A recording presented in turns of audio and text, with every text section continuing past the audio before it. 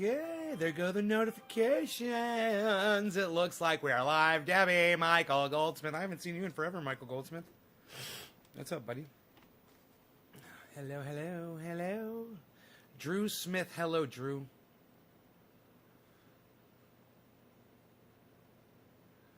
How are you? How are you?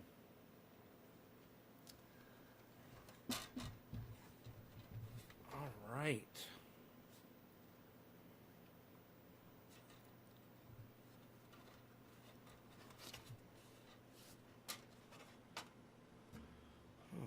Oh, right. I got this. Okay, cool. We're good there. We're very good, you. You, my friend, you're very good. You. Cat. Hey, guys. Wow, look at all these people come streaming in. Holy shit. The masses have amassed. It's, you know, it's crazy. I only see the chats from Facebook. I don't see any chats from YouTube or anywhere else. Just 4 Facebooks. Let me just click over here and see what my status is. Okay, everything is online. Great. We are live. And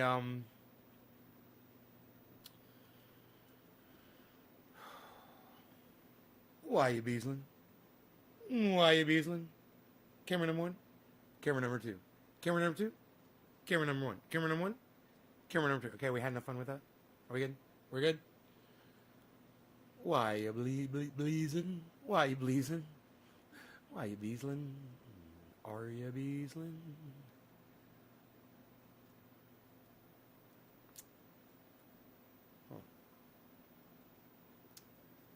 So, yeah, man. Thought I'd go live and do a show. If you're on Facebook, say hello, guys. Go ahead and say hi in the chat so I can see that you're here. We good, you good, everybody good. I got to walk in with Beezl tonight, and we must have hiked a mile in my yard, and we were just trampling all the stuff that that Mark and I just did with the skid steer. You know, just it's so nice, man. The hiking roads out there. It's, you know, just when I thought it couldn't get any better, man, it's gotten so much better. It's so awesome. Guys, remember yesterday we were talking about when Bitcoin drops under 50, probably be a good time to buy, and it was under 50 all day today. The end of the day, man, it's come up. Now it's at 50,200. And I was able to send Ron Flacone his gift, which was great. Graham I couldn't do, but I'll be able to do Graham tomorrow. So, and Ron said thank you. He got it. So that's really cool, man. You know, none of that's getting charged to YouTube. None of that's getting, nobody's making fucking cuts off of that. In fact, if I go from Coinbase to Coinbase with them, it's like 0.01 of a fucking penny or something to make the goddamn, to make the transfer. They like charge you almost nothing. Like a percentage of a percentage of a percentage. So, I told you guys that Bitcoin was probably going to do this. And, bro, I got to tell you, I don't know. I have no idea what Bitcoin's going to do. All I know is from what I look at and what I guess. But that's not really good enough. There's a lot of things involved. But, man, I tried to purchase it. The thing is purchasing it at the right time, you know, when it's cheap, really makes it worth your while. And then I've got a question for Ben over there at BitBoy Crypto. I wonder if he might know the answer. Is it more lucrative or advantageous to give Bitcoin as a gift when it's low in the market value, or is it better to give it when it's high in market value? You know? when you're giving gift Bitcoin. So you've been holding 4,600 since last year? Wow, man. Right on. Evening. That's a lot of money in Bitcoin. Pamela Warm. Hey, Pamela. Dude, $4,600 and you've been holding it? I'm assuming... Oh, Bitcoin. Yeah, I see. I've been holding Bitcoin since last year. Kevin, what's your Bitcoin up to now, bro? Give it low. It will always go up. Give me some when it's low. I mean,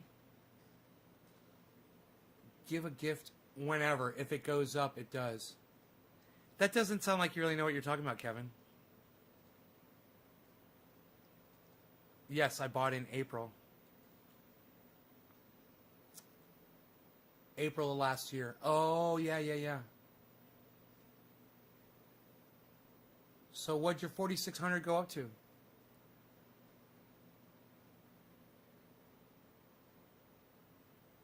There will always be a bubble.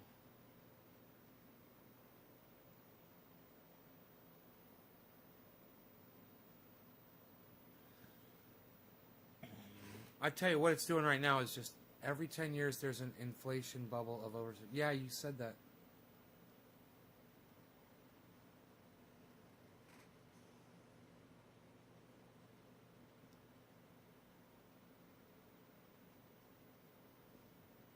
Why is it every 10 years, Ronnie? That doesn't sound like you really know what you're talking about, Kevin. I'm holding 3.9. What, dude? You got 4 fucking Bitcoins, bro? Dude, that's $200,000, man. Your fucking $5,000 is now worth $200,000. Are you fucking kidding me? This is fucking real talk right here, folks. I mean, it's about time. You know, you got somebody come in here and say, yeah, this is what I did, this is what I got, blah, blah, I got 200,000 in Bitcoin. Wow, bro. So what's your plan, man? You got a plan? You just gonna sit on it? Do you ever take any out? Or have you've never taken anything out, or have you taken out, like, a Bitcoin already, you know?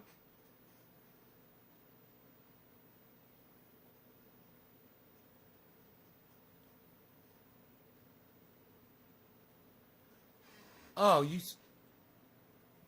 said 3.9 coin, you fucking liar. You got 4,600. Okay, it tripled, dude. Okay. It's not $200,000, but it's 13,000, a little bit more than 13 grand. You put in 5,000, and now you got 13 grand. That's fucking still crazy. North Dakota finally passed recreational cannabis in the Congress. North Dakota. Huh. Hey, Carrie. Don't call it recreational, all right? Don't be a fucking moron and use the words that they tell you to use. Just call it cannabis legalization or, you know, cannabis regulation or, yeah, I like legislation. Say cannabis legislation. Don't call it recreational cannabis. You're being a fool and you're using their stupid fucking words. So no more of that. All right? All right, Carrie? Free holding 3.9. Yes, made the position free holding 3.9. I don't know what you mean by you made the position free.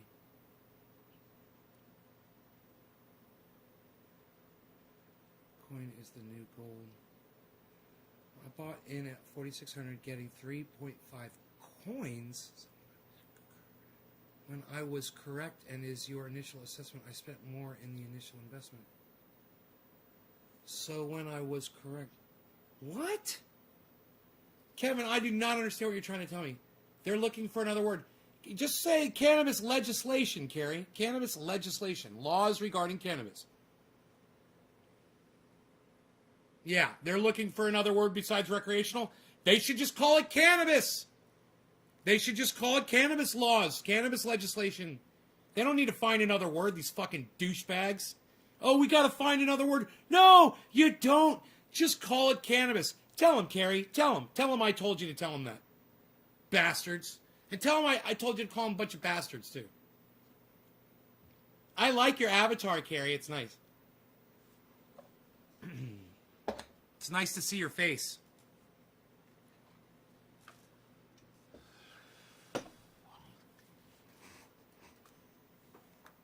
All right, I got some shatter here. Shatter. Shatter. Ah, Shatner. I am in space. Space. The final frontier of Shatter. William Shatner. Captain James T. Kirk. Starship Enterprise. 5-year mission. I don't see why Bitcoin is not the new gold standard, and if currency does go digital Bitcoin. Ronnie, because Bitcoin could fail tomorrow. That's why. It's not gold. Nobody is holding on to a chunk of fucking Bitcoin. It's all electronic. And even though all of you, people out there that say, oh, it's blockchain, so it's safe, what about a virus? What about the power goes out? Like it did in Texas. Let's say some of those Bitcoin blockchain servers were in Texas. Let's say that happens to the entire east coast of the country. Let's say it happens to the whole fucking world, man. Where's your Bitcoin then? So when I think of my buddy, one of my buddies that watches this show, and he invests in gold, and he says everyone should, he's got something to show for it, and he doesn't have to worry about it disappearing overnight. You're sure it's backed up? Well, Ronnie, that just shows you what a fucking idiot you are. You're not even listening to what I just said. Let me rephrase it. What if it's all gone tomorrow, Ronnie? What if you don't have access to it? Nobody does. What if it's all gone? No backup, no way to get to it. It's gone. Do you have a chunk of gold, like my buddy does, sitting in your house, that people would buy from you?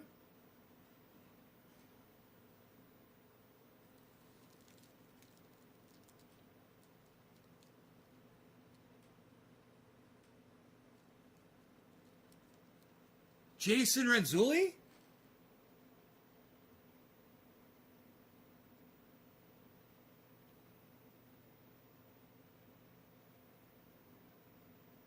That's true. If electricity goes out, says the Bitcoin. Right, man. You got no power. That's what I'm saying. Let's say a huge fucking storm. Let's say that goddamn volcano goes off. It blocks the sun out, man. You're not going to have access to that stuff. There's probably 10 different things that could happen that could take out Bitcoin. And one of them is something as, I don't know Jason overall. I've never heard of him before. I don't know who that is. Hey, Greg, it's good to see you again, brother.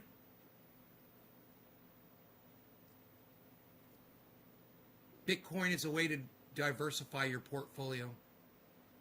It would take a complete breakdown of society to make it crash. Right. Hey, Ronnie, it almost happened when COVID came through, bro. Society almost broke down right then. And then when that storm hit Texas, or when that giant fucking storm hit the east coast of the United States and New York lost power, you remember that shit? Things happen, man. Planes crash into the World Trade Center. Hackers come up with a new virus. Anything electronic, man. I don't care what you say. Some fucking kid could write a goddamn virus. Mark my words, it might happen. That could take out all of Bitcoin. And you could be like, oh, but it's on blockchain and it's safe and it's inaccessible to blah, blah, blah, blah. Yeah.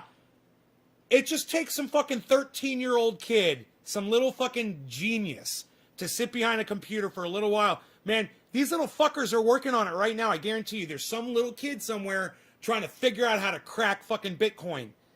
And, I know there's no master server and it does make me feel more comfortable. But at the same time, people think that it's a lot more secure than it really is. When you watch the value of Bitcoin just totally fucking drop on one day, You know, let's say Elon Musk, he doesn't give a fuck about you or me, right? Let's just say he's like, hey, man, I'm going to pull all my shares out of Bitcoin. 1.5 bill. Well, now he's probably got 2 bill now in there. You know, and he's like, yeah, I'm just going to take it all out and let the chips fall where they may. And then that crashes the goddamn market. And hey, man, one man could do it. He could pump it up. He could fucking take the air out of it. You know, and anybody else that wanted to do it, like Bill Gates or any massive billionaires out there, you know, someone from Dubai that had a shit ton of money, it's just like, hey, man, let's do what Elon Musk did. Fuck it. Yeah, it could happen. You lost 22% in one night, and then you got it all back, and then they pull you back in. El Padre says Bitcoin. Yes, Bitcoin. That's what we're talking about. You buy in at that point. Yes. When fucking the whole goddamn thing collapses, that's when you buy in, but it might not ever go back up again. You know? Yes, I like to see that. I like to see the stocks when they're low. I like to see them when they're high. When they're low, I like to buy them, and when they're high, I like to sell them. El Padre says Bitcoin again. El Padre, if you spam my stream for no apparent reason, I will just block you. I'll just block you because you already strike me as a stupid little fucking cunt bitch. But maybe your computer is just echoing, and that's okay. But if you fucking do it again, bro, outsters. Don't do it again. Don't spam my fucking chat for no reason. You got something to say, fucking say it. We don't take spam. We don't take too kindly to spam up in this chat. You little fucking Halloween troll bitch ass.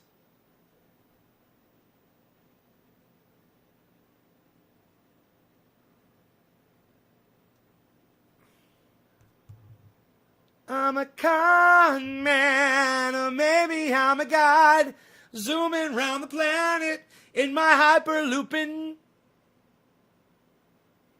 car. It doesn't even make sense. You should say, I'm a con man, or maybe I'm a, not God, or maybe I'm a star. Yeah, he's a con man or a star. I'm a con man, or maybe I'm a star, zooming round the planet in my hyperlooping car. El Padre says, how? Wow, nay, cheers. Cheers, dab time. What are you saying wow about? Wow what? Why are you all saying wow? I know you're not all saying it, but why are you saying wow? What? I like the way El Padre is like, sorry. We usually don't get that response from someone that's spamming the chat. That's great, man. It's a great response. You're still here, man. You're still here. Who dropped that first digit? Woo, woo. Who dropped the first? Who dropped the first digit? Woo. Who dropped the first? It was nobody. Nobody dropped any digits. Wow, look at y'all, a bunch of noobs. Bunch of noobs up in here. Oh my God, what did y'all get together before the show and said, let's not get nay high? Wow, the entire, wow. It's not a fake name. El Padre? Yeah, it is. It's not your fucking name. Your name's not El Padre. You fucking idiot. You're a goddamn troll bitch. And who's that in your avatar? Who's that little black and white picture in your avatar? Looks like fucking Adolf Hitler. Don't tell me you look like Adolf Hitler. Charles, thank you. Cheers, Charles. You're the first person to drop a digit, bro. And I highly appreciate Charles Wasick or Wasick. Thank you, buddy. Or I'm just going to go with the soft C. El Padre is the father. Yeah, I know what it means. It's not his fucking name.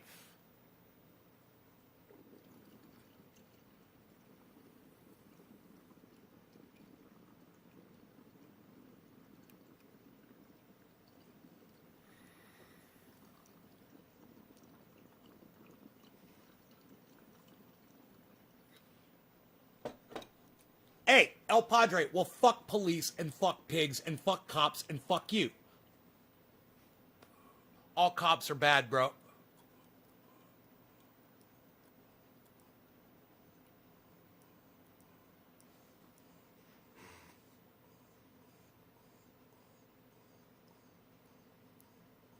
Oh, I was close when I said Adolf Hitler. It's a fucking pig, just the same fucking thing. Like the pigs that let those fucking protesters into the fucking Capitol. Fuck them. If they'd done their job correctly, those people would have never made it to the fucking steps. Fucking idiots.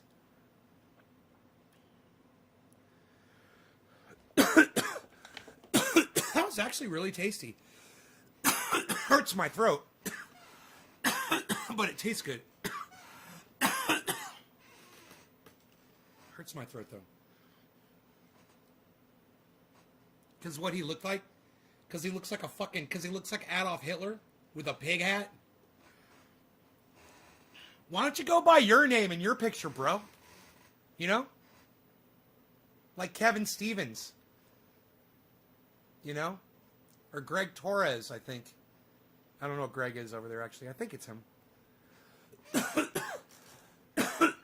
I don't care what you put up for your face. I'm just saying, I can't see you. I know that's not you. I know that's not your name. You're a fucking phony bitch. If you're going to be on social media and you're going to come in my goddamn live stream where I keep it real, I would think that you would keep it real with me too. You know? Show me a little bit more respect than that. I'm coming in with your little fucking troll account.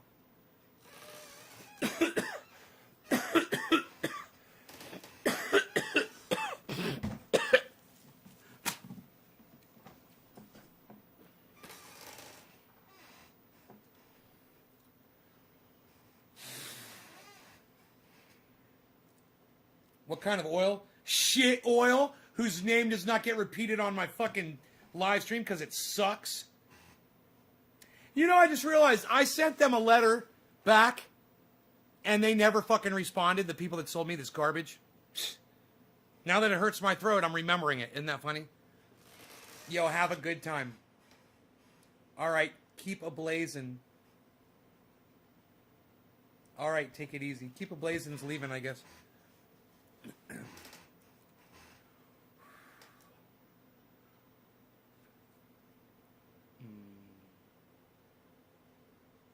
I guess Keep a Blazin' got upset because I couldn't see his face on his fucking live on his avatar. Did you get upset, Keep a Blazin'? Did I hurt your feelings? Freedom. Freedom.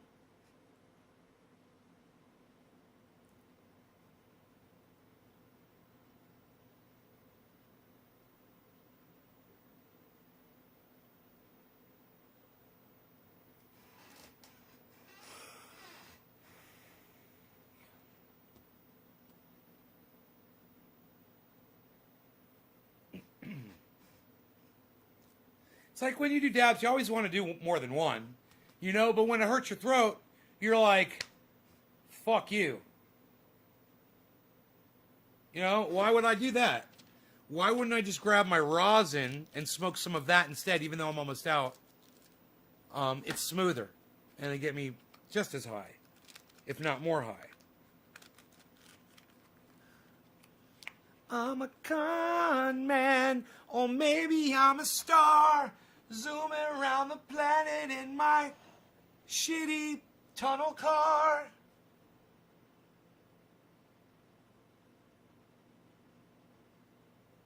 Maybe I'm a god. Psst, he should have said star. Totally would have been better, bruh. Totally would have been better, bruh.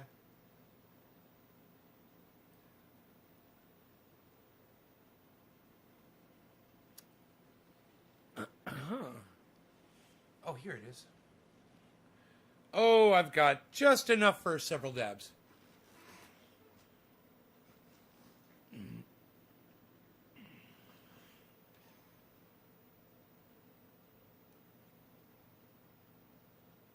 It is a beautiful world we live in. What?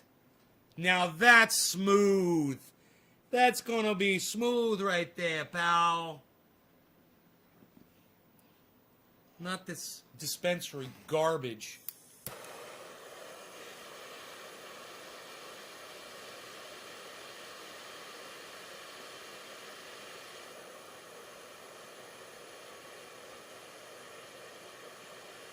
Hey, I wonder how my blood pressure's doing. That thing, that watch doesn't check the blood pressure. It doesn't even have a health monitor. It does have a step counter. But, yeah, I was like, hey, it's quarter of the hour. Who am I smoking for? Who's dropping digi-doos on me? Who's dropping digits? Charles. Come on, who else is going to drop a digit? You guys, are you serious? You guys, none of you guys are sharing this video on social media anywhere and dropping a digit in here to tell me that you've done so? Have any of you shared this on social media?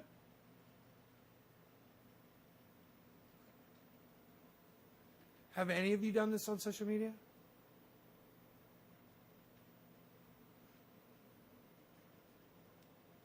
Hey, Doc Allen, Docky, Doc, you saved the dad. Thank you. Cheers.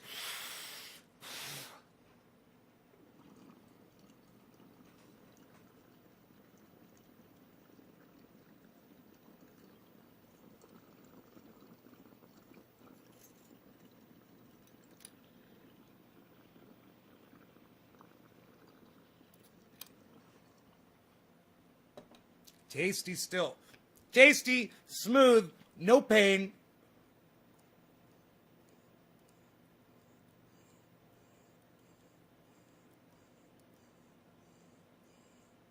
My rosin that I squish is better than fucking shatter. Higher quality.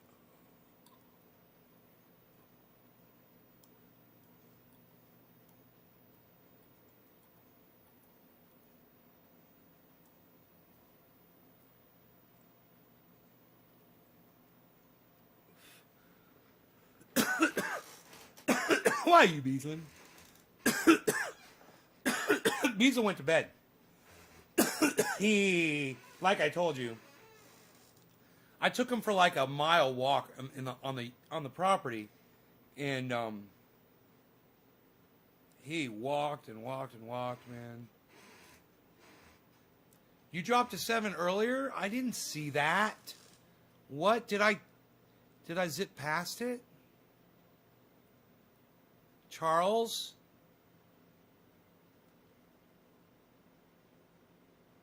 Bro, dude, did you see it come up on my screen? Because I don't see it, man. There's Debbie. The very first text was from Debbie, then Michael Goldsmith, then Drew. Bro, if you don't see it come up on my screen, I'm not going to see it, man. You got to know that. If you drop a digit and you don't, and then you got to wait and see if it's on my screen, man. Come on, bump it, you know? Think of something else to say after you type it. Say, yo, I dropped a digit for you, bro. After you drop the digit, you know, push it up there, bump it. Bump it, bump it up, bump it, bump it, bump it up. There's Doc.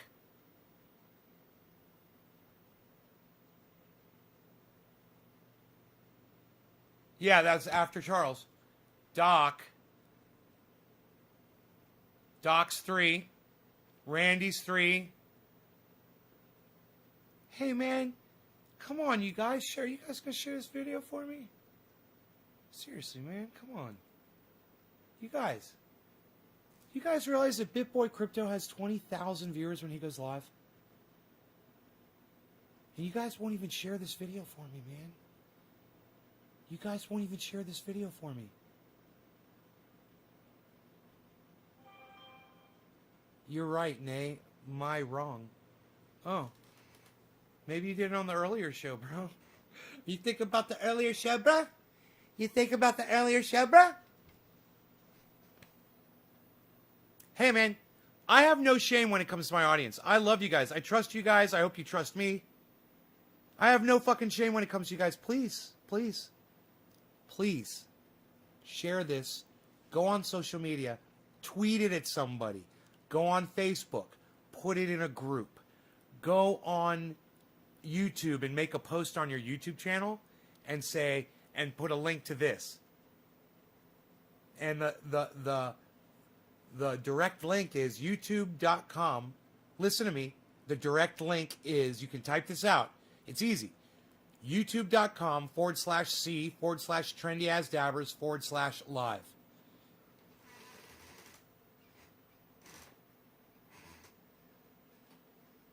That's the link, and it should work still. And it's the letter C. youtube.com/C/trendyasdabbers/live.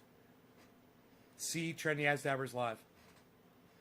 Separated by forward slashes. I should... Dude, BitBoy Crypto has 20,000 views. I'll take 200. I'll take 200 for 50, Alex. I deserve 200. If BitBoy Crypto has 20... I'm sorry. Yes. My brain just melted inside my skull. If BitBoy Crypto has 20,000 viewers when he goes live, I should have at least... No, I can have 200. It's not that I should have 200. I shouldn't have 200 because you guys know. You guys know. He shouldn't have 200. I'm not going to share it. No, so I begged you guys. I begged you guys to share this. Well, Chris, when you share it, drop a digit in here. Hit a 3, a 5, or a 7. The 3 means you shared it on Facebook, and Twitter is what it used to be. Well, let's just say the 3 is Facebook. I like that. You shared it on Facebook in a group, 3. You share it on Twitter, 7. You host it on your channel, like Twitch, 5. 357. One of those numbers, depending on what you did. Chris, I'm going to assume you shared it on Facebook because you're typing from Facebook. Am I correct? That would be a 3. Just remember the 3 points of the F. The top, the left, and the right. 3. There you go. That's the 3. It makes it easy for me to find when I'm scrolling through. Like this, Randy Church. He's next, man. Randy Church. We're doing dabs, bro, and I'm gonna end up finishing my dabs. God,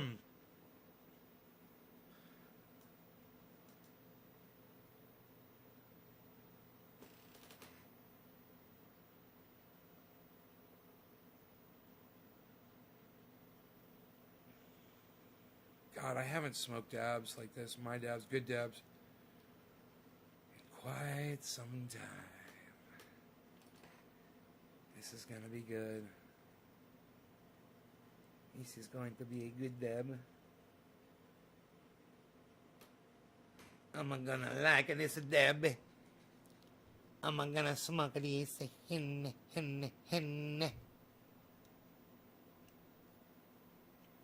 Tiffany. Hi, honey. How are you? I'm sad. People haven't been sharing the video. It's not doing really good. Is your face melty? Is my face melty? You mean, are you making a comment about my Bell's palsy?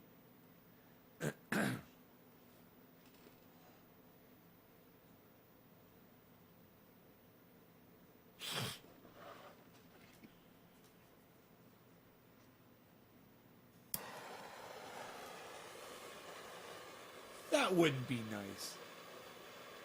I'm sure you didn't mean that.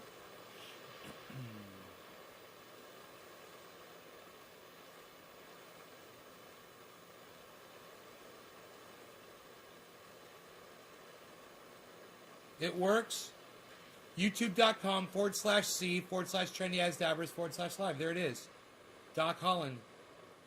Doc Holland, just put the link in the chat.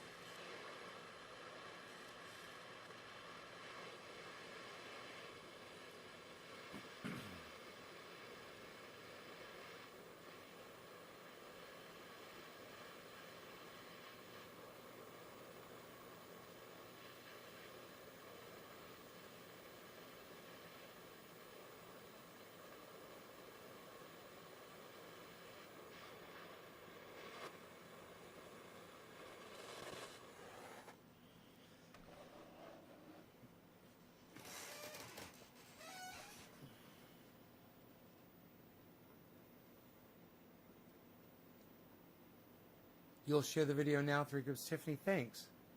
Thank you. You made my life better. I wish more people would share it, man. I can't get viewers unless people share it. I don't know what's up. I don't think people want to see my show, man. I just don't think people want to see my show. You know? There's really no excuse. Except for me and the quality of the show, or the lack of quality.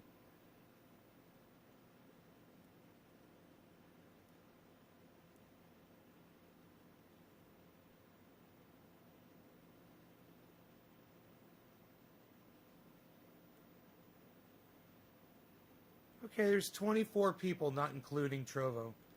So thank you for the 24. That's actually, I'm happy with that. I didn't think there'd be that many, because there was such a poor response in the chat. So thank you for that, for the 24 of you that are here. Cheers, everybody. I forgot who this was for. God bless America. Randy Church, cheers.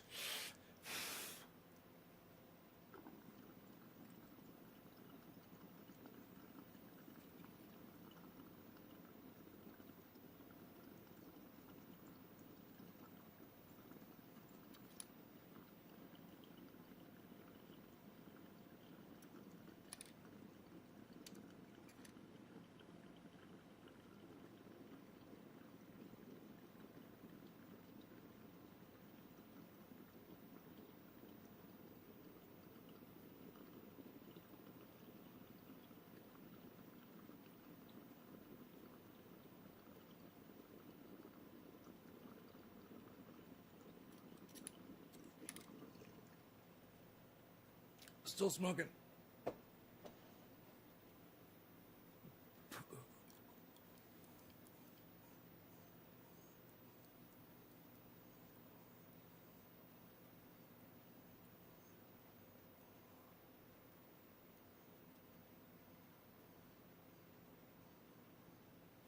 Can't even see them. They're invisible. It's probably the green screen is blocking the light that shines down right here. Fuck. It is. There's a shadow right here on my hand. I can see it.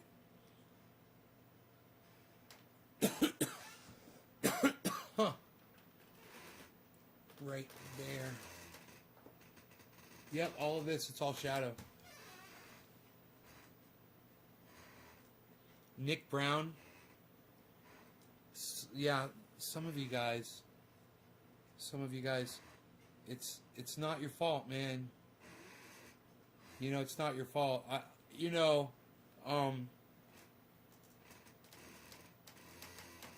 don't deserve to have people watching the show. So it's all right. The good thing is I know it. You know. But I just refuse to conform, man. And that's a problem that I have. I have a very hard time conforming. When I am sitting with a group of people, I'm fine, you know. But when it's just me, I'm a fucking beast. I'm a savage, man. Did you guys see Savage Joy, Marie, on Ron Placone? Did anybody go and watch that after I recommended it? They talked about cannabis. And Ron mentions at the beginning that he doesn't like that they're calling it marijuana and that he'd rather them call it cannabis. It's fantastic. Steven Culbertson, thank you for the 3, brother. Oh, yes. Thank you for the share. Yes. Thank you for the share. Thank you for the Aiden Hawk. Hello. Thank you for the share. Randy Church. Yes, sirree. Chris Frisley. Chris Frisley. God, is that like the coolest fucking name ever? Dude, is your name Chris Frisley?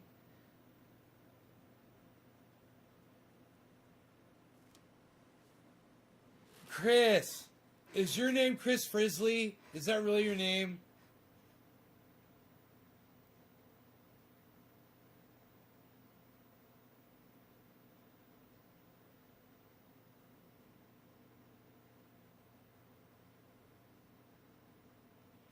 Dude, did they call you Frizzly, the motherfucking grizzly?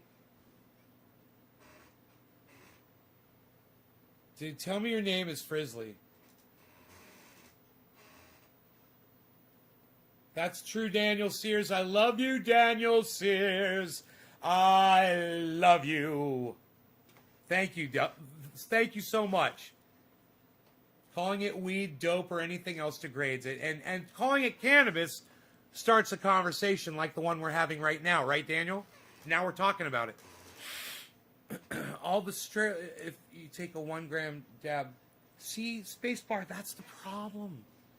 Is all the things, spacebar, that I offer you on this show, and you still demand more in order to just hit a button for me. Do you realize that?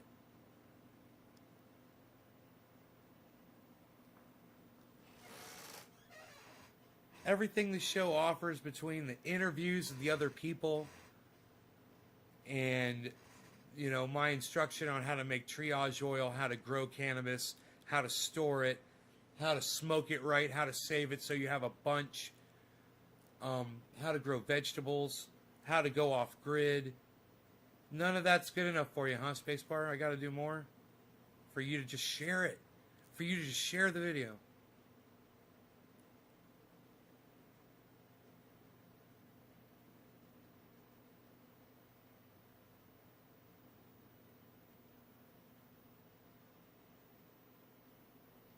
I'm so happy for you, Nate, getting into Bitcoin. I love to see the excitement having someone else.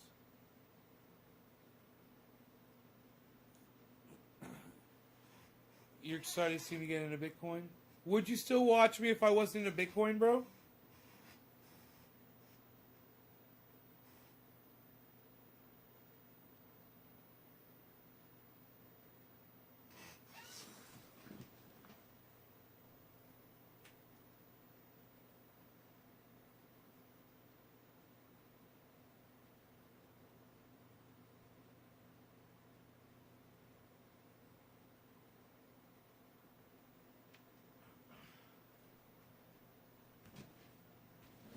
That's what I like to hear. Sorry, Daddy, do you forgive me? Spacebar, yes, I do forgive you. Could you call me Nay instead of Daddy, please? N-A-Y. It'd be like we'd be buddies if you call me Nay, N-A-Y. What's up, Heavy Padilla? Chilling in the hill with Heavy Padilla.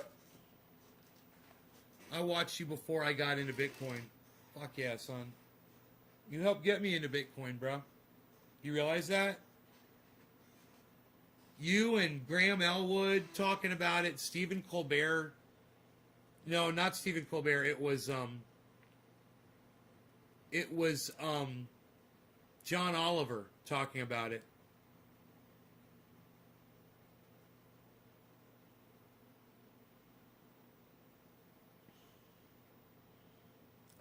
Ron Placone and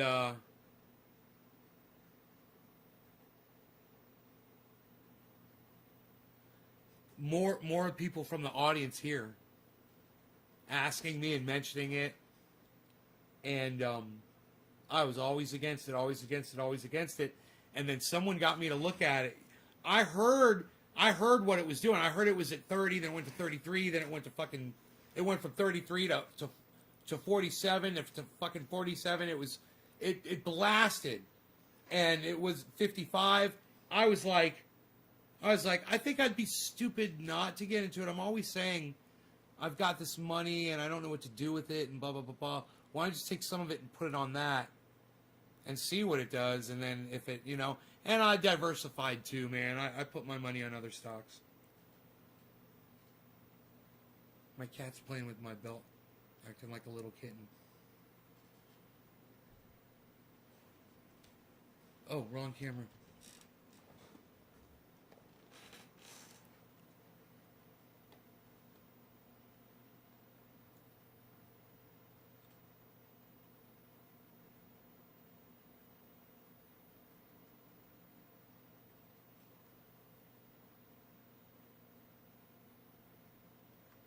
like he knows when I put the camera on him, man. Little fucker.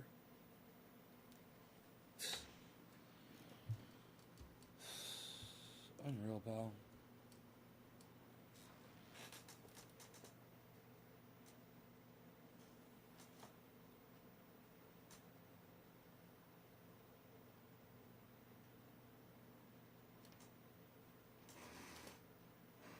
Yeah, I know, Killer GB. I know it's been you, but you're not the only one.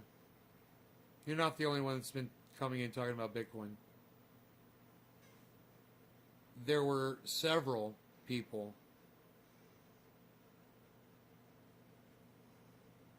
And there were even random people that came in mentioning it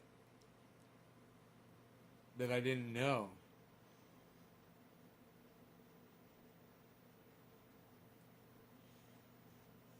But, you know, you were mentioning it, and I was like, yeah, I know.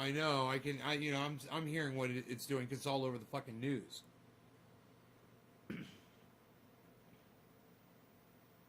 Especially after what Elon Musk did. You know, and then they're just covering it all the time.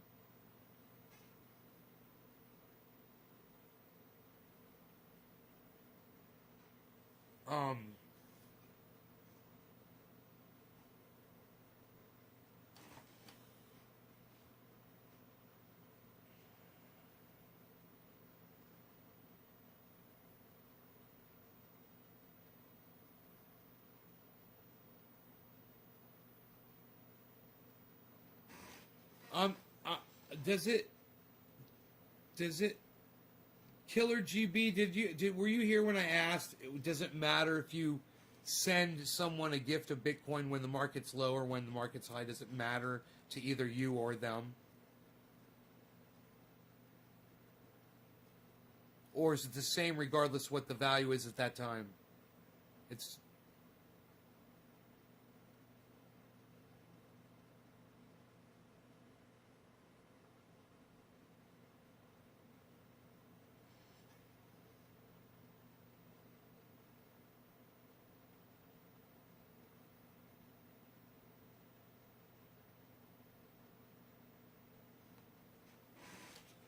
hell yeah, Daniel. Have you tried the triage oil, bro? On your knees? I used some on my knee the other day, man. I haven't had pain in it since. It was sore from I was walking. I put it on one time, I think. I think I only put that goddamn triage oil on one time on my knee. I've been, like I told you, I walked a mile today up all over my goddamn mountain. Put these roads in, they're so sweet. Dude, I haven't even taken the rocks around there yet. But I've driven all over it with the quad. It's so nice, man. It's so nice and level.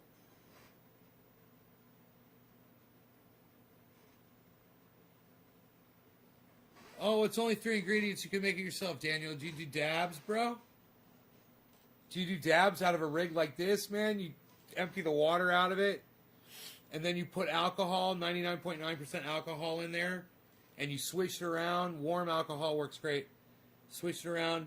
It loosens all that stuff up, and it completely liquefies it. It goes in the alcohol. And you take that while it's liquefied, and you pour it into a dish, and you evaporate the alcohol out completely, get all the alcohol out of it, and then you're left with reclaim oil.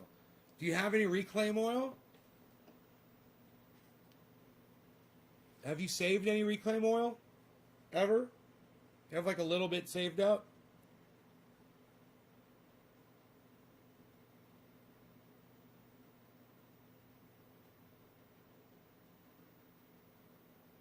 I've been saving reclaim oil since my first house. I did a video in my first house about reclaim oil. Here in California.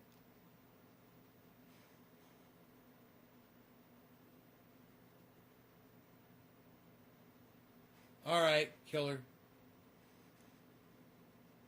I'm sending them both the exact same amount.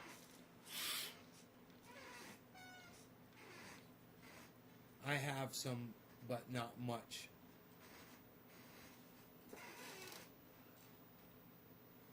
I have some, but not much.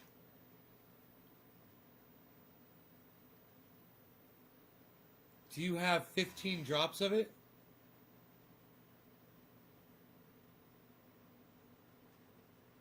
You have 15 drops of reclaim oil?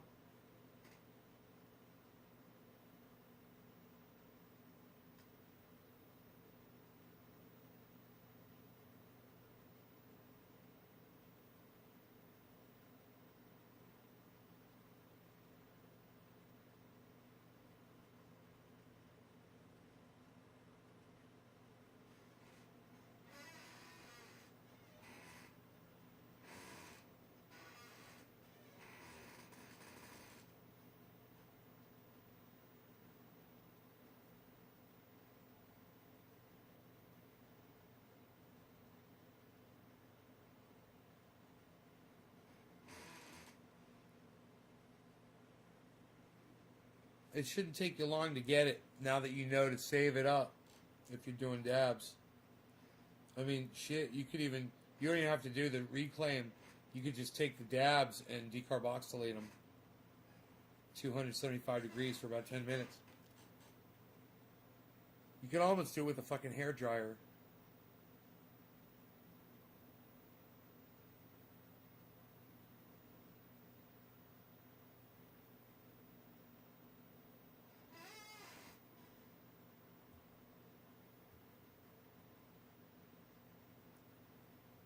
You mix 15 drops of 15 dabs, 15 drops of dabs. They're not 15 dabs. It's 15 drops of reclaim oil, right?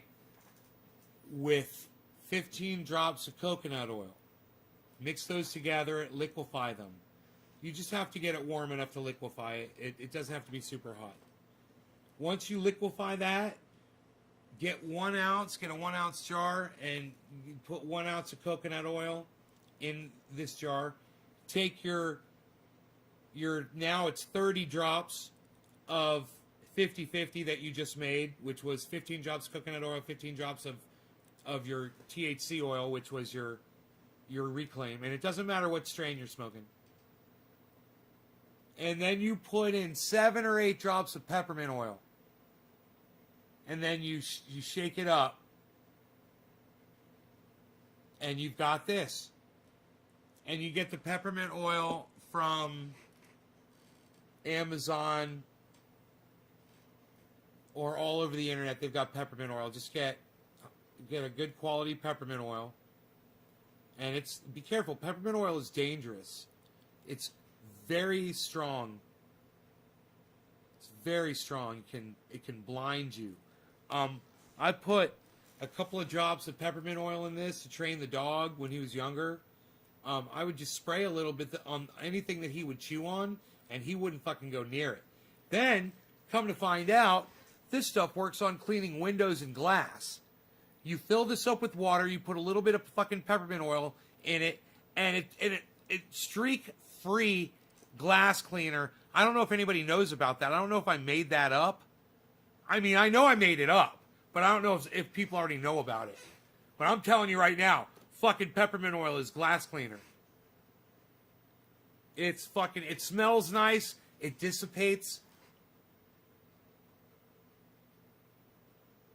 And it's streak-free fucking glass cleaning. Here. Check this out. Watch this. Alright? Watch this. Look at how fucking dirty this is. With the fingerprints and the fucking smudges all over it. Watch this shit.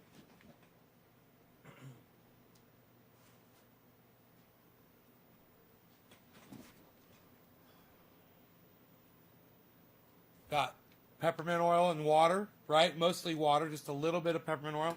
And then I'll just spray it on. Watch this thing fucking clean up.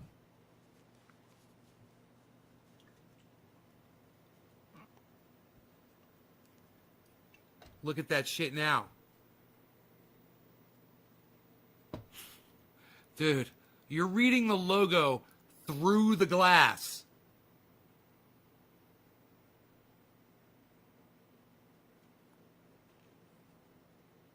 Look at that shit. That's fucking... Is that already a thing? It's gotta be. People must have already known about that. Because I figured it out real fast. Someone else had to try it too. You know, but if you mix peppermint oil in water to, you know, to keep your dog or your cat from fucking with shit. And, you know, look at the base now. The base was disgusting. Now look at the base. Look at it sparkling. Fucking no streaks. And if I wanted to clean the inside, I would just take the rag like this, right? And spray a little peppermint oil on the rag, right? And then take it.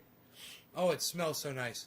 And then just take it and just put it right down inside.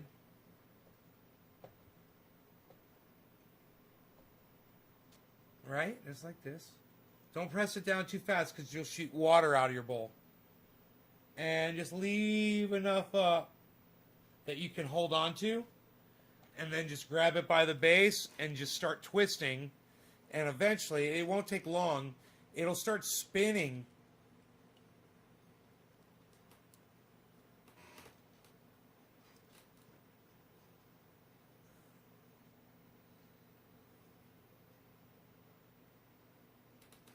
Inside there.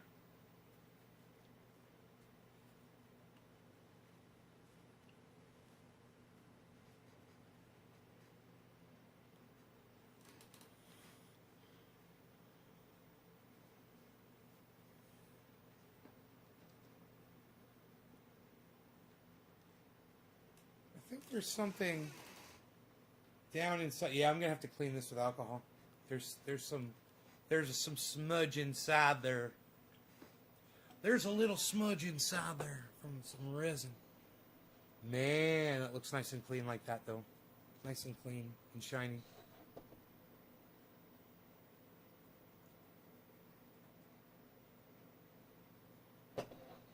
Bro, I use it on my glass on my windows.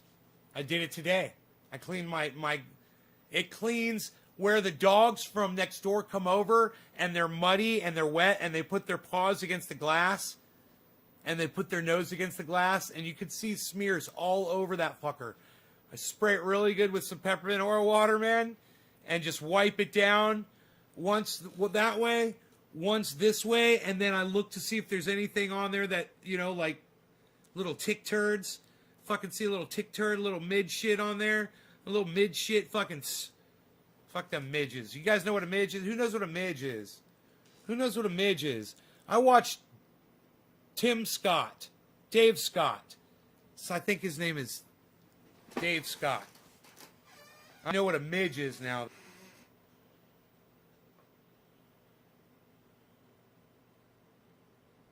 We had a different name for him in Florida.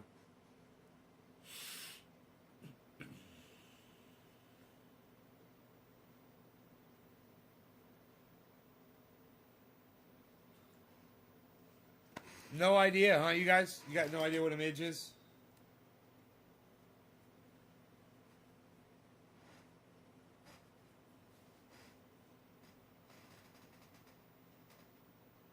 Not even a guess?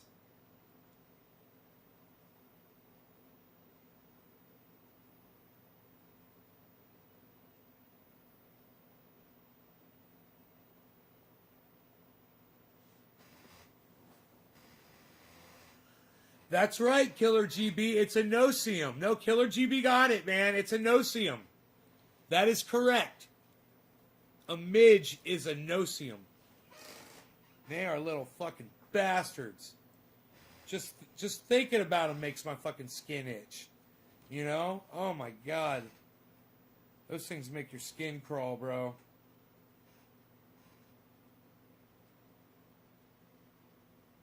They sting. And, you know, you pretty much could kill them. Man, if you saw what a midge looked like when it's sucking your blood, that's what they're doing. Those tiny little no-see-ums, they're sucking your blood, believe it or not. Bro, I saw a close-up of a midge sucking blood, and I was just totally disgusted. Did you know that mosquitoes in Alaska can kill a fucking newborn calf by literally draining it of its blood? They kill animals like that all the time, mosquitoes in Alaska. You know why they're doing that now? Climate change. You know why I know that? Tim Scott, Dave Scott. Whatever, dude. Whatever this fucker's name is, man. I think it's Dave Scott. Science fucking channel. He's fucking awesome.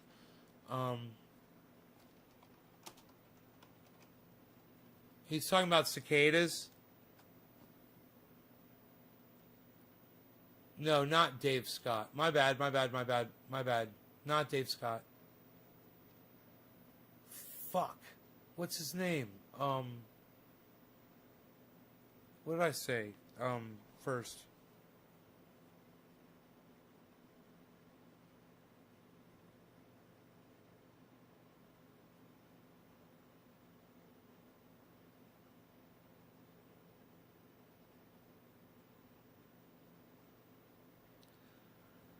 Maybe he doesn't use his name. Hold on.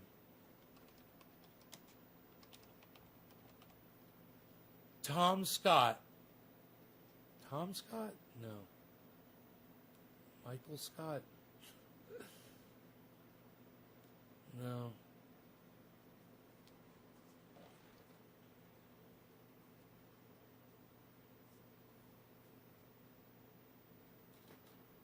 I forgot his name, man. I forgot his channels. Maybe if I go through my library, I'll see some of his...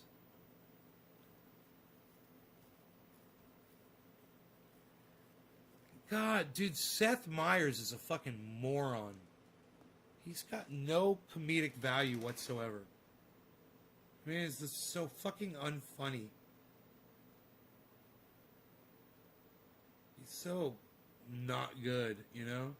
I can't think of another way to say it. He's really bad at comedy.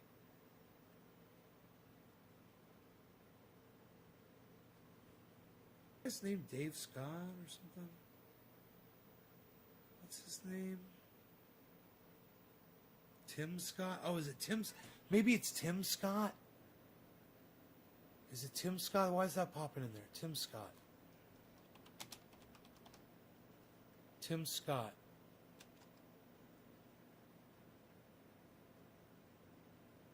No. No.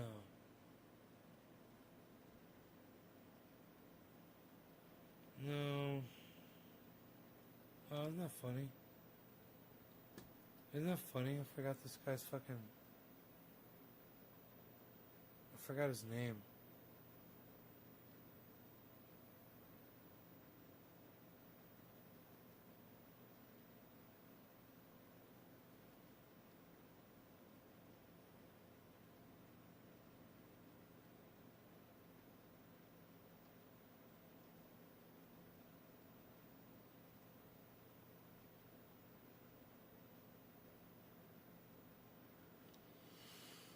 I can't find him in my history, man. Tom Scott? He's not British. This guy's not British. He's American.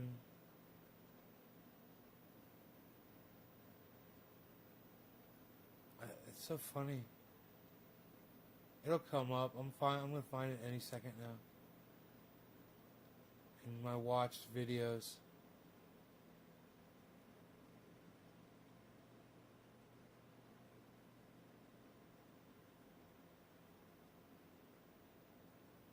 Oh, is it Joe Scott? Dude, I think it's Joe Scott.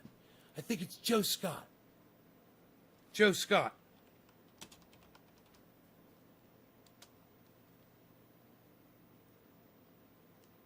Joe Scott. That's it. Dude, this guy is fucking great. Joe Scott. Oh, yeah, here it is. Here it is. You guys are going to love this.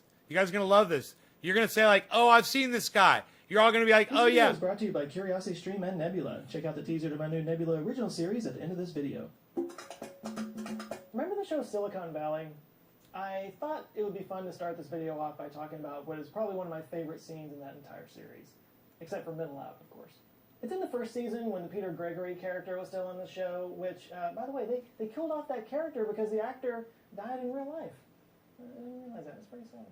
Anyway, in the episode, a couple of guys who run a business that Peter's venture capital firm had invested in were coming to him trying to get some kind of loan because they had hit a problem and they were going to have to lay off some people if they didn't get some extra money. So they're in there, they're desperate for money, they're trying to save their business, and he can't stop talking about Burger King.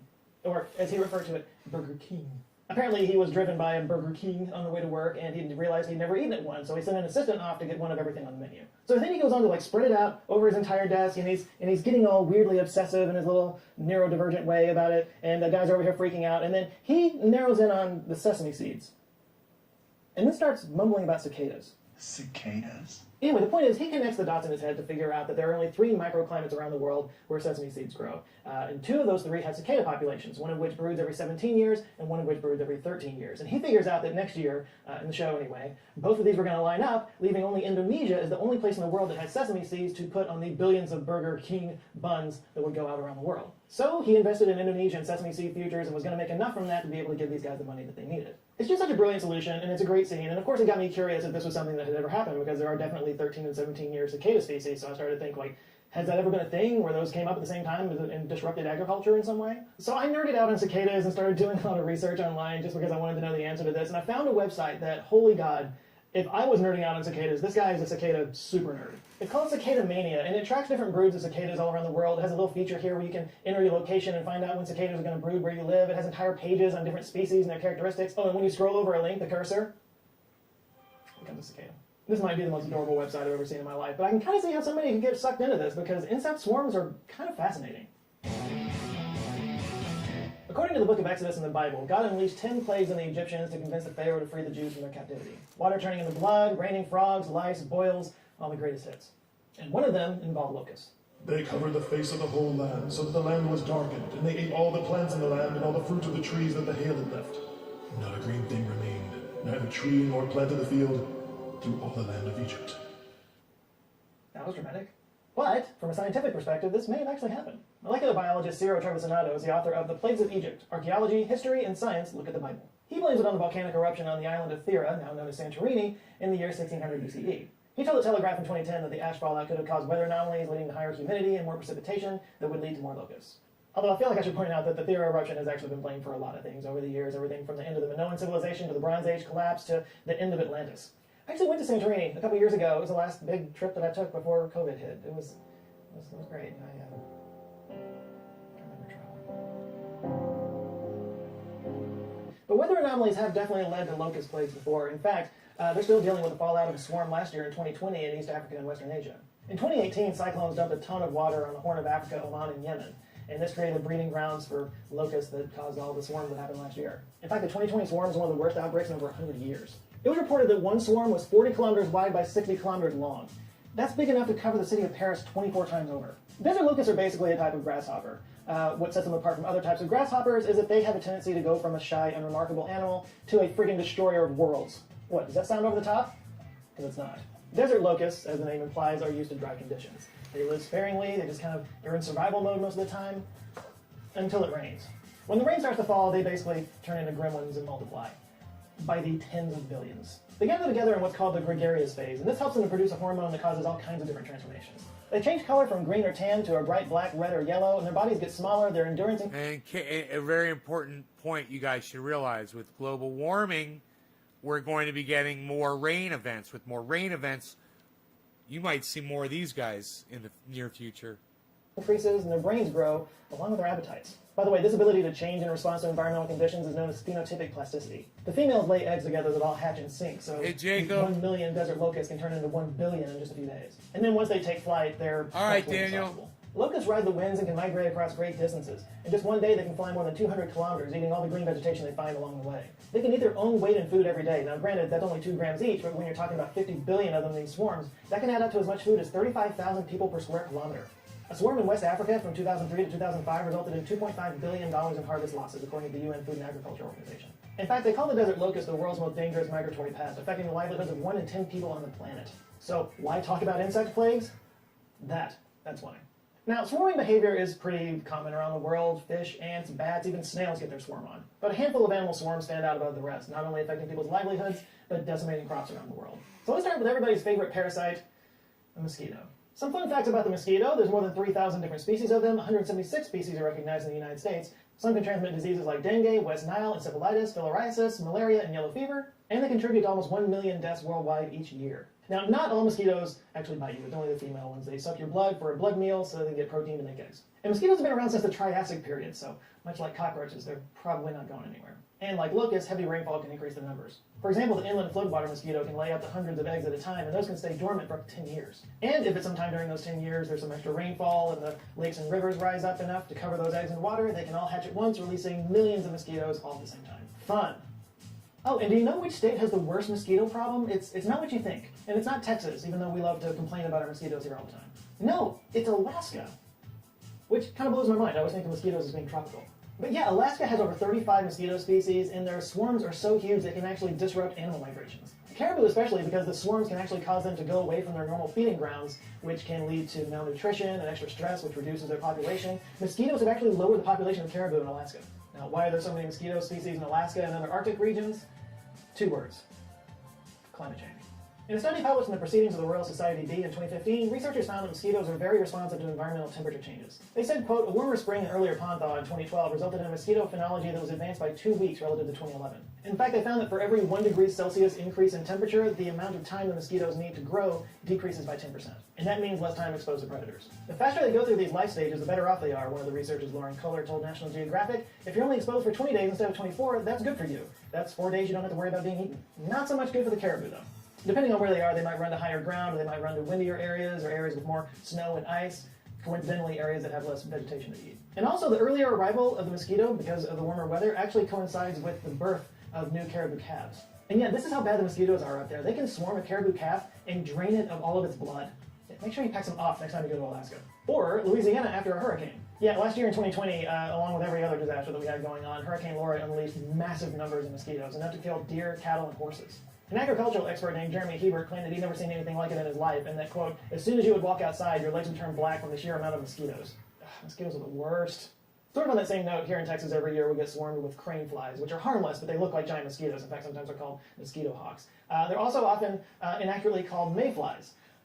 But mayflies are something else entirely. In June of 2019, meteorologists noticed a massive dense storm on their weather radar on top of Lake Erie, even though there weren't any reports of any rain there. That's because it wasn't a cloud.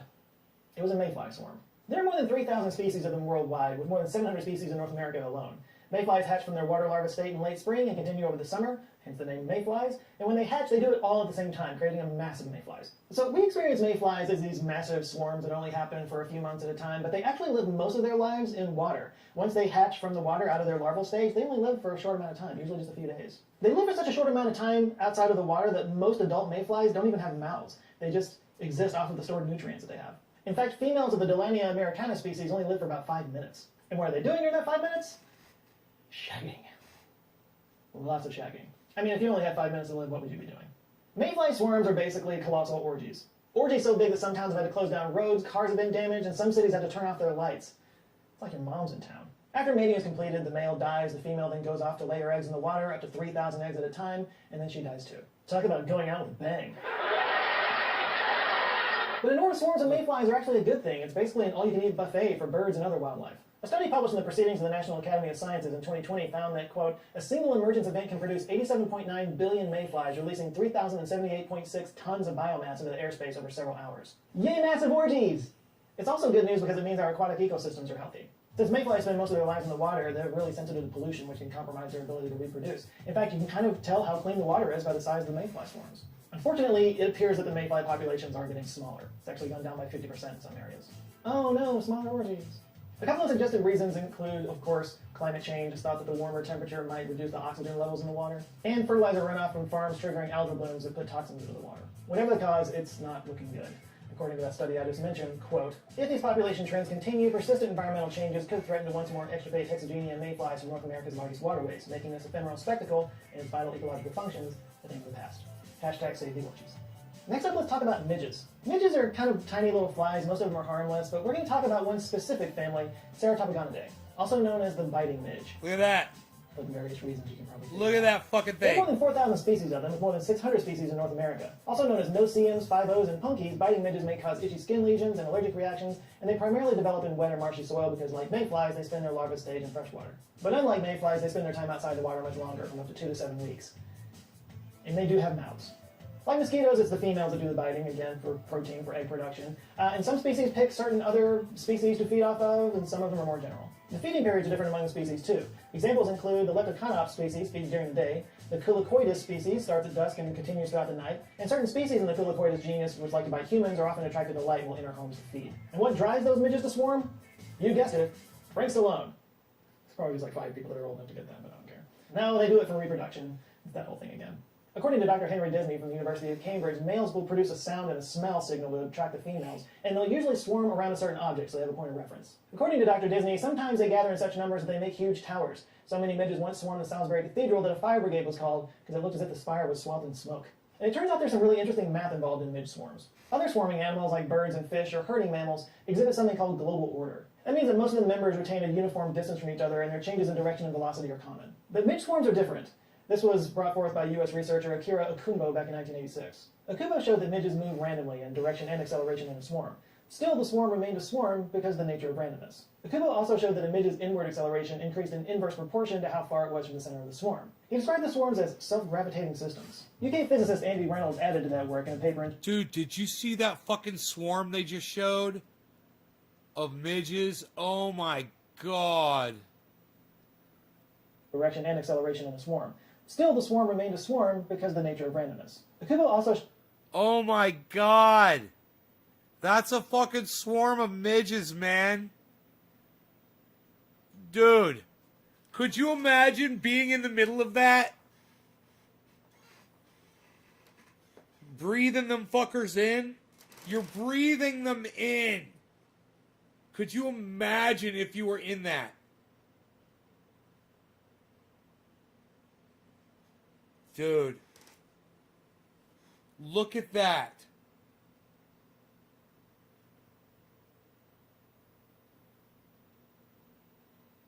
Oh my god. So Joe Scott's channel rocks. You guys, you should all subscribe to Joe Scott and let him know Nays Garden sent you. Not that he cares. He's huge. He's wower than Harlem, baby. He's got fucking 1 million subscribers. He's wower than Harlem, kid. You know what's up. You know how we do. Showed that a midge's inward acceleration increased in inverse proportion to how far it was from the center of the swarm. He described the swarms as self-gravitating systems. UK physicist Andy Reynolds added to that work in a paper in 2018 where he used the Langevin equation as a framework. That equation is used to describe Brownian motion, which is basically how colliding particles appear to move randomly in a fluid. And he discovered some interesting results. For example, that these swarming systems actually behave the same way as star clusters and gravitational systems. His research also showed why weather conditions don't disrupt a swarm. Displace a swarm with a gust of wind and it behaves like a solid despite all that empty space, Reynolds told Cosmos magazine. The swarm consists of a dense inner core and an outer vapor phase with strange thermodynamic properties. So, why do species swarm? There's a few different reasons, including protection. Grouped together offers the appearance of a larger entity, helping to reduce the risk of any one individual being harmed by a predator. It also saves energy. Moving in the same direction helps to share the effort when fighting against air or water resistance. And of course, reproduction, because it's easier to find a mate in a group setting. Swarms also accomplish tasks that are difficult for an individual to perform, and what happens is you get sort of an emergent swarm intelligence out of it. And this collective intelligence can often achieve results and goals that one individual wouldn't be able to do by themselves. So if at any point during this video you were wondering, why somebody would study why midges swarm, like who would dedicate their lives to this, why would they do that? Well, that's why. Because there's a lot that we can learn and apply when we study how emergent intelligence comes out of very simple creatures following simple directions. For example, learning about swarm behavior could help finesse drone or robot behavior, maybe even help control how information is spread through social networks. According to Dr. Maria Orsagna, bats can teach drones how to navigate confined spaces without colliding. Fish can help design software for safer driving. And insects are inspiring robot teams that can assist search and rescue missions. And with 7 billion interconnected people on this planet, it's kind of hard to argue that we're not swarm animals ourselves, especially when it comes to our sharing of information. Collective swarms of human behavior can lead to destructive mobs or spreading of misinformation. Or our collective behavior can produce breakthroughs in science and technology that can improve the world in a myriad ways. Understanding swarm intelligence can give us a better handle on which direction we could go as a species. So, maybe there's something we can learn from those little bloodsuckers. By the way, I mentioned at the beginning of this video the locust problem they're dealing with in Africa. They're still recovering from that big swarm from last year. Well, if you would like to learn more about that, I can highly recommend the show Locust Swarm on Curiosity Stream. Part of the Bright Now series that covers all kinds of global topics, Locust Swarm looks at the issues around the desert locust in the Horn of Africa and the Middle East, as farmer scientists and UN bureaucrats work to combat swarms of up to 50 billion locusts that can consume as much as the entire nation of Kenya in one day, and how they're relying on ancient as well as modern techniques to turn the tide. This is, of course, just one of thousands of documentary series that you can find on Curiosity Stream from some of the best documentary filmmakers around the world. It was created by the guys behind the Discovery Channel, so you know it's legit. Plus, when you sign up for Curiosity Stream, you get free access to Nebula, the streaming service I'm a part of, as well as many of your other favorite science communicators. It's where you can watch our videos ad-free, and it's also the home of exclusive Nebula originals that you can't find anywhere else, including, drumroll please, my own Nebula original series that I can finally reveal to you guys. It's titled Mysteries of the Human Body, and here's a sneak peek. The human body. Chances are you have one, and you probably think you know it pretty well. But have you looked inside? Some weird stuff going on in there. From our earliest days, we've been trying to understand the human body. What makes it work, how we can make it work better, why do things go wrong? Okay, I'll probably get in a lot of trouble for this one. That's got to go away.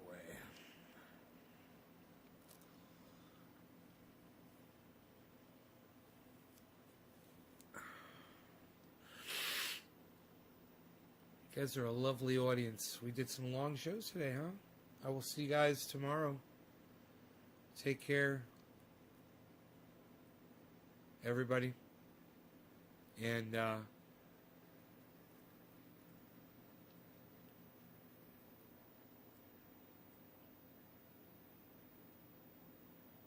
check out my friends Ron Placone and Graham Elwood. Go watch their shows. They're fucking awesome. Check out their channels on YouTube. Ron Placone, Graham Elwood. Ron Placone, Graham Elwood. Ron Placone, Graham Elwood. Check out Graham Elwood's movie on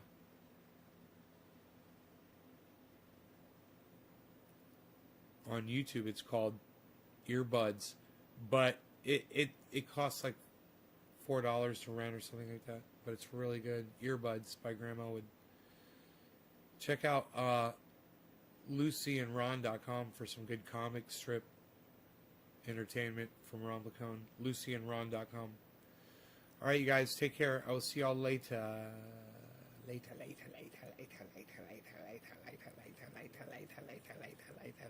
Goodbye.